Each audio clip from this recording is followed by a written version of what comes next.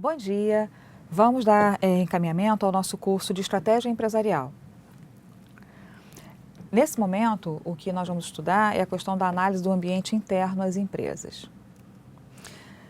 Considerando o ambiente interno às empresas, é importante que a gente perceba sempre uma questão. Todas as capacidades que uma empresa tem, elas precisam ser percebidas. E dentro desse ambiente, é necessário que a gente compreenda o quanto que a conexão entre as partes, né, ou seja, desde a alta cúpula, passando pelos gestores, chegando até as suas bases, possa ser identificado em o que a empresa sabe fazer de melhor e em que medida ela efetivamente é melhor do que outras empresas. Diante desse cenário, a gente pode entender um conceito bastante interessante. Crise. Dentro da crise existe o perigo e a oportunidade. Então, se toda crise há perigo e oportunidade, então esse risco, essa incerteza faz com que a empresa se mova. E essa movimentação da empresa vai depender muito do quanto ela tem com clareza as suas estratégias de gestão. Olhando para as análises do ambiente interno e externo, isso sintetiza na análise SWOT, né, ou matriz SWOT, onde a gente busca, a partir da análise do ambiente interno, a identificação de forças ou fraquezas da instituição. E da parte do ambiente externo, a gente vai buscar oportunidades ou ameaças que o mercado tem para oferecer para essa instituição. O entendimento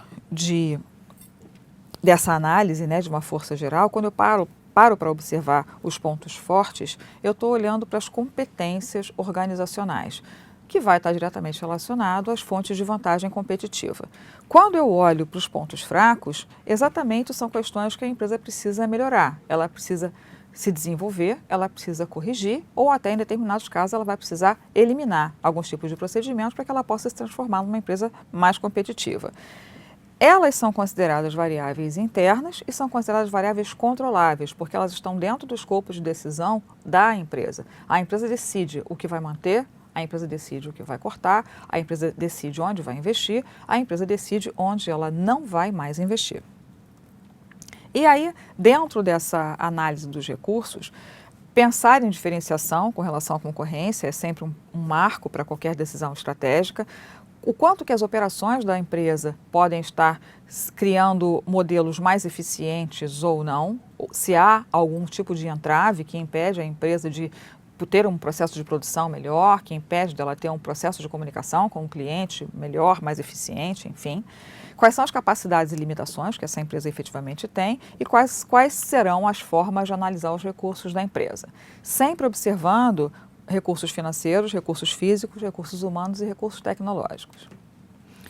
O ambiente interno ele vai contemplar uma série de outros fatores, né? A sociedade, as parcerias, a questão dos clientes, recursos humanos, a marca, funcionários, os influenciadores da marca, que é um componente hoje bastante novo, que influencia muito a partir das mídias sociais, os recursos financeiros que a empresa tem, missão, visão, valores, tudo isso forma um conjunto que vai determinar o quanto que a empresa tem forças e ou fraquezas internamente.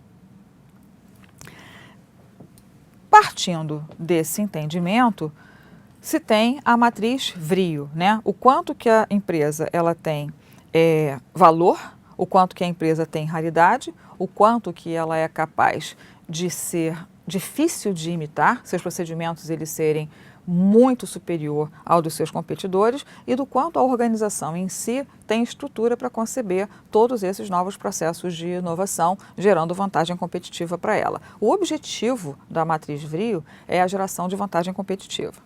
E, por outro lado, isso vai estar diretamente ligado à cadeia de valor.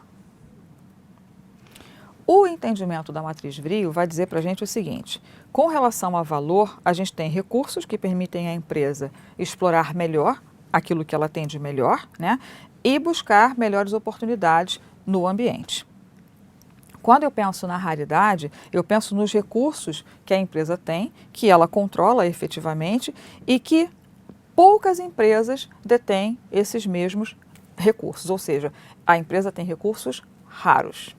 Quando a gente fala em imitabilidade, a dificuldade que as outras empresas terão de imitar os seus procedimentos, né? Seja porque ela lida com um insumo que só ela tem acesso, seja porque a mão de obra que ela tem, o corpo de funcionários dela tem uma capacidade superior, né? Um nível de formação superior, e isso é raro de encontrar no mercado, e tantas outras formas que ela vai encontrar de transformar a sua operação numa possibilidade rara para que isso possa impedir a imitabilidade. E com relação à empresa em si, quais são as políticas, quais são os processos, qual é a cultura organizacional que pode ser facilitadora ou pode ser oponente às novas oportunidades de negócio para a empresa. Ou seja, da empresa ter ou não um posicionamento estratégico eficiente.